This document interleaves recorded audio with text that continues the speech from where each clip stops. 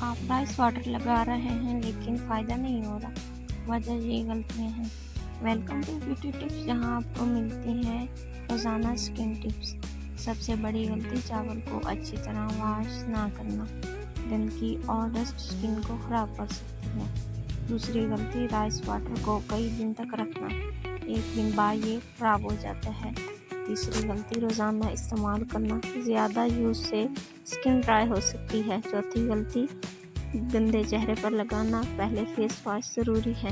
پانچویں غلطی پوری رات لگا کر رکھنا، یہ سیف نہیں ہے۔ صحیح طریقہ ہفتے میں 2 سے 3 بار یوز کریں، تبھی آپ کو اسموتھ اور گلو سکن ملے گی۔ ان غلطیوں سے بچیں اور رزلٹ خود دیکھیں۔ مزید بیوٹی ٹپس کے لیے چینل کو سبسکرائب کریں۔